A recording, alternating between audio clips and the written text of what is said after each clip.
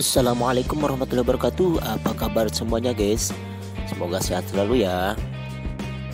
Kali ini Mimin akan membahas salah satu hewan yang ada di laut dan ada di air tawar, yaitu belut. Belut adalah sekelompok ikan yang mirip seperti ular dan tergabung dalam suku Symbrancidae. Kelompok hewan ini terdiri dari banyak jenis, salah satunya anggota yaitu belut laut atau Macrotema caligan. Secara umum, Macrotema caligan merupakan plasma laut yang banyak hidup di area terumbu karang. Satwa ini sering masyarakat buru untuk menjadi bahan panganan. Minimnya informasi terkait belut membuat perburuannya semakin tak terkontrol.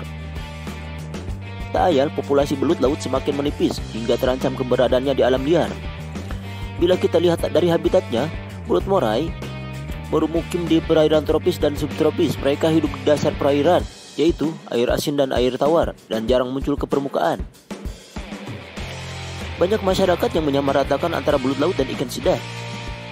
Meski terlihat mirip, keduanya ternyata memiliki ciri fisik atau morfologi yang cukup berbeda. Jika kita perhatikan, spesies moray sebenarnya tidak memiliki sirip. Satu-satunya sirip yang ada di permukaan kulit mereka terletak di bagian ekor dan tampak tereduksi. Sementara ikan sidar, sirip-siripnya terlihat jelas dan hampir menyelimuti seluruh bagian tubuh. Mereka dapat bernapas dari udara dengan bukaan insang yang sempit. Mata belut juga tidak berfungsi baik. Beberapa spesiesnya yang hidup di gua bahkan buta total. Mereka dapat bernapas dari udara dengan bukaan insang yang sempit.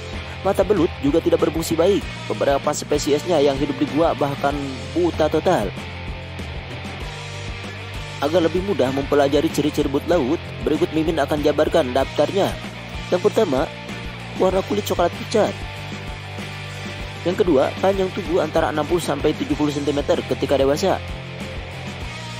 Yang ketiga, bobotnya bisa mencapai 250-400 gram per ekor. Yang keempat, punya gerakan yang lambat, namun sangat kuat. Yang kelima, bagian kepalanya terlihat seperti trompet. Yang keenam, bentuk ekornya menyerupai seperti pedang. Dan yang ketujuh, ukuran matanya lebih kecil daripada ikan sidar.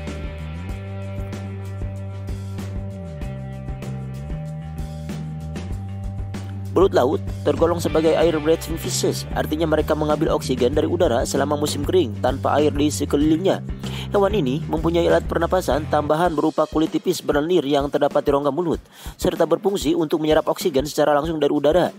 Uniknya, mayoritas Symbrancidae juga merupakan hermaprodit protogini, yakni spesies ikan yang mengalami masa hidup sebagai betina di usia muda, lalu berubah menjadi jantan saat dewasa. Mereka juga membuahi telur dan spermanya di luar rahim, yaitu pemijahan.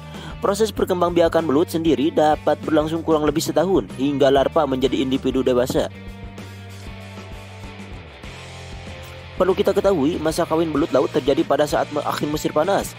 Telur-telur yang mereka lepaskan akan melayang di kolam atau mengapung di atas permukaan perairan. Penelitian yang sama mencatat beberapa jenis belut ini biasanya akan bermigrasi dulu sampai ke lepas pantai sebelum akhirnya melakukan pemijahan. Moray sendiri ahli percaya hidup dengan memakan moluska seperti gurita, cumi-cumi, sotong, krustasea, serta bangkai-bangkai hewan laut yang jatuh dari permukaan teratas. Walau termasuk dalam kelompok dominan, siapa sangka spesies mereka turut diburu oleh hewan lainnya seperti kerupu besar, ikan hiu, ikan barakuda, hingga ular laut.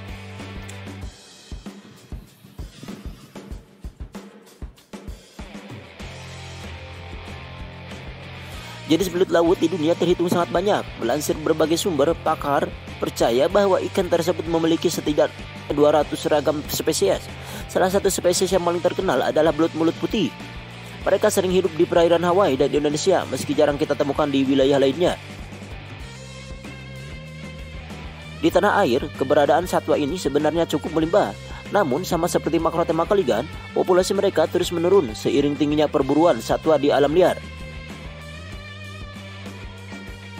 Melalui penelusuran pustaka kami mencoba menelisik lebih jauh terkait manfaat belut laut, terutama untuk perannya sebagai konsumsi bagi masyarakat. Namun, berdasarkan penelusuran tersebut, kami tidak menemukan adanya bukti valid yang menunjukkan secara spesifik manfaat mengkonsumsi belut laut bagi kesehatan manusia. Beberapa sumber memang menjabarkan manfaat mengkonsumsi belut sawah, namun tidak ada yang secara pasti menyimpulkan bahwa kedua spesies ini memiliki kandungan gizi yang serupa.